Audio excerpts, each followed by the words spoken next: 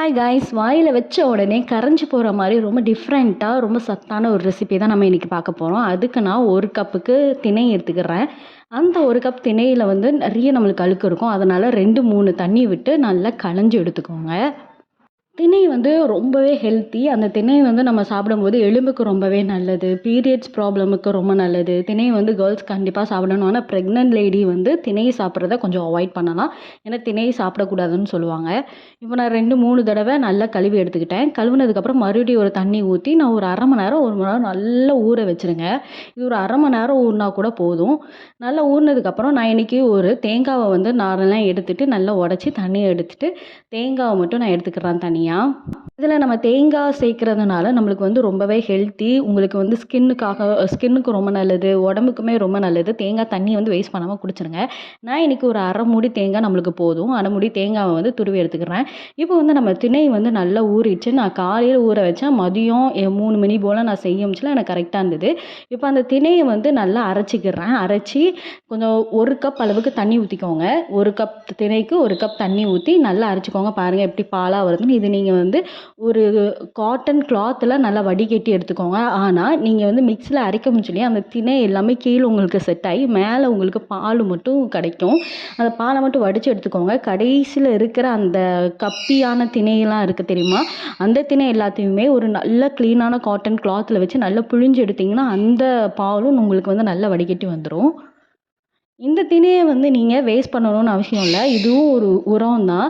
இதை வந்து நீங்கள் மண்ணை தோண்டி இந்த திணையை நம்ம வந்து சாறு எடுத்து புழிஞ்சி எடுக்கும் தெரியுமா, அந்த கப்பி எல்லாத்தையுமே நம்ம வந்து வெளியில் போடாமல் குப்பையில் போடாமல் ஒரு இடம் வச்சுக்கோங்க. ஒரு சர்க்கிள் மாதிரி போட்டு அதை நல்லா தோண்டி உள்ளக்கு வந்து இது எல்லாத்தையுமே நம்ம வடிகட்டுற எல்லாத்தையுமே போட்டு நம்ம வச்சுக்கலாம். வச்சிட்டோம் அப்படின்னா அது நம்மளுக்கு ரொம்ப பெரிய உரமாக நம்மளுக்கு மாறும். இப்போ வந்து நான் தேங்காய் பாலும் அரைச்சிக்கிறேன்.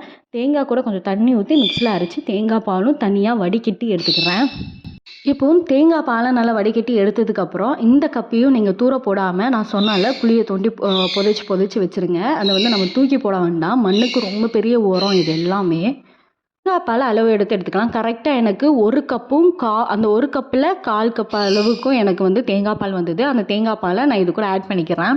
ஆட் பண்ணிவிட்டு அதுக்கப்புறம் இதில் வந்து எப்படின்னா நம்மளுக்கு கொஞ்சம் கப்பி வந்து எக்ஸ்ட்ரா இருக்கிற கப்பி எல்லாமே அடியில் செட் ஆகிருக்கும். இப்போ ஒரு கடாயில் ஒரு 3/4 கப் அளவுக்கு சீனி, அந்த சீனியை வந்து அடுப்பில் போட்டு கொஞ்சோண்டு தண்ணி ஊற்றி அந்த சீனி வந்து கேரமல் பண்ணிக்கோங்க.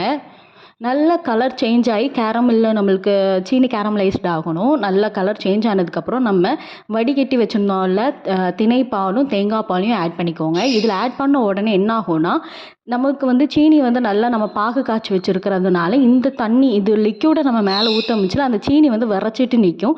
அதை பற்றி நீங்கள் கவலையப்படாதீங்க. கிண்ட சீனி வந்து அந்த சூட்டிலேயே நம்மளுக்கு வந்து இலக ஆரம்பிச்சிடும். இந்த இனிப்பு வந்து ரொம்ப பேசிக்காக ரொம்ப லைட்டாக இருக்கிற மாதிரி இருக்கும்.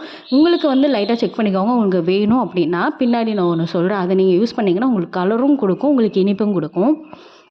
இப்போ நல்லா கிண்ட உங்களுக்கு வந்து அப்படியே லிக்யூடாக இருந்தது வந்து கொஞ்சம் கட்டியாகிற ஃபார்ம் வரும். அதுக்கப்புறம் ஒரு 1/4 கப் அளவுக்கு நீங்கள் நாட்டு சர்க்கரை எடுத்துக்கோங்க. நாட்டு சர்க்கரை எதுக்காக எடுக்க சொல்கிறேன்னா உங்களுக்கு கலரும் கொடுக்கும், கொஞ்சம் டேஸ்ட் என்ஹான்ஸ் பண்ணும். உங்களுக்கு சீனியும் உங்களுக்கு இனிப்பும் கொஞ்சம் அதிகமாக இருந்த மாதிரி இருக்கும். இல்லை எனக்கு வந்து இனிப்பு போதும், ஃபஸ்ட்டு நான் ஆட் பண்ண இனிப்பு போதும்னா இப்பவும் கொடுக்குற அந்த நாட்டு சர்க்கரை ஆட் பண்ணாமல் நீங்கள் வந்து கலர் ஆட் பண்ணிக்கலாம். எனக்கு கலர் ஆட் பண்ண விருப்பம் இல்லாததுனால தான் நான் வந்து நாட்டு சர்க்கரை ஆட் பண்ணியிருக்கேன். அதுக்கப்புறம் நம்ம ஏலக்காய் தூள் வந்து கொஞ்சம் போட்டுக்கலாம். ஒரு பிஞ்ச் அளவுக்கு ஏலக்காய் தூள் போட்டுக்கலாம். நீங்கள் இப்படி சாப்பிட்றதுனால திணையில் வந்து பொங்கல், திணை பாயாசம், திணையில் சாம்பார் சாதம்னு என்னென்னமோ பண்ணியிருக்காங்க. ஆனால் திணையில் வந்து அல்வா வந்து எப்படி செஞ்சு பார்த்தீங்க அப்படின்னா திணையோட ஃப்ளேவர், தேங்காய் பாலோட ஃப்ளேவர் எல்லாமே சேர்ந்து உங்களுக்கு சாப்பிட முடியல அப்படியே வாயில் உங்களுக்கு மெல்ட் ஆகும். இப்போ நல்லா கிண்ட நம்மளுக்கு வந்து அல்வா எப்படி கிண்டுவோமோ அதே மாதிரி தான் நல்லா கிண்டிக்கிட்டே இருக்கணும். இப்போது நல்லா ஒட்டாமல் வரணுங்கிறதுக்காக 1 டேபிள் ஸ்பூன் அளவுக்கு நெய் ஊற்றிட்டு அதுக்கப்புறம் முந்திரி பருப்பு ஆட் பண்ணி நல்லா கிண்டி விட்டுக்கிட்டே இருக்கலாம். நான் எதுக்கு ஃபஸ்ட்டு சீனி ஆட் பண்ணேன் அப்படின்னா, எனக்கு ஒரு கலர் வந்து லைட்டா கிடைக்கும். அந்த கலருக்காக மட்டும் தான் நான் சீனி ஆட் பண்ணேன். உங்களுக்கு வந்து அந்த கலர் வேண்டாம். நான் ஃபுல் அண்ட் ஃபுல் நாட்டு சர்க்கரையே ஆட் பண்ணிக்கிறேன் அப்படின்னா, 1/4 கப் நாட்டு சர்க்கரை வந்து கரெக்ட்டா இருக்கும். ஃபஸ்ட்டு டேஸ்ட் செக் பண்ணிட்டு கொஞ்சம் எக்ஸ்ட்ரா ஆட் பண்ணிக்கலாம். சீனிக்கு பதிலா நாட்டு சர்க்கரைய ஆட் பண்ணிட்டு, பால் எல்லாம் ஊத்தி நல்லா கட்டியா வர ஆரம்பிச்சதுக்கப்புறம் நாட்டு சர்க்கரைய நீங்க ஆட் பண்ணிக்கலாம். இப்படி நல்லா பாத்திரத்தில அதாவது நம்ம சட்டியில ஒட்டாம வரணும். ஒட்டாம வந்துருச்சு அப்படின்னா, நம்மளுக்கு வந்து இது பக்குவமா ரெடி ஆயிட்டுன்னு அர்த்தம். இது வந்து யாருனாலும் சாப்பிடலாம். சின்னவங்கலேருந்து பெரியவங்க வரை சாப்பிடலாம். ஆனா கர்ப்பிணி பெண்கள் மட்டும் கண்டிப்பா சாப்பிடக்கூடாது. அவங்க சாப்பிட்டா ரொம்ப அவங்களுக்கு வந்து பிரச்சனை வரும். அதனால அவங்க மட்டும் இத சாப்பிடவே கூடாது. இப்படி இத வச்சு நல்லா சுத்த அது வந்து ஒட்டாம வரணும். இத வந்து மேக்ஸிமம் நான்ஸ்டிக் பேன்ல யூஸ் பண்ணாதீங்க. நான்ஸ்டிக் பேன்ல நீங்க யூஸ் பண்ணீங்கன்னா, அது வந்து உங்களுக்கு அன்ஹெல்த்தி. நம்ம நல்ல ஒரு ஹெல்த்தியான ஒரு பண்டம் செய்றோம். அத வந்து ஒரு அன்ஹெல்த்தியான ஒரு பாத்திரத்தில நம்ம செய்றதுனால நம்மளுக்கு ஒரு பிரயோஜனமும் கிடையாது. ஒண்ணு நீங்க இரும்பு சட்டியில செய்யுங்க, இல்ல அலுமினிய சட்டியில செய்யுங்க. அப்படி இல்லைன்னா மண் சட்டியில செய்யுங்க. ஆனா தயவு செய்து நான்ஸ்டிக் பேன்ல நீங்க செய்யாதீங்க. இப்போ வந்து நம்மளுடைய அல்வா சூப்பரா ரெடி ஆயிடுச்சு. இப்போ பாருங்க, எடுத்த உடனே ஸ்பூன்ல எடுத்துட்டு ஸ்பூன கவுத்தணும் அப்படின்னா, ஸ்பூன்ல ஒட்டாம நம்மளுடைய அல்வா வந்து டக்குன்னு கீழ விழணும். அப்படி விழுந்துருச்சு அப்படின்னா, நம்மளுடைய அல்வா வந்து ப சூப்பரா ரெடி ஆயிடுச்சுன்னு அர்த்தம்.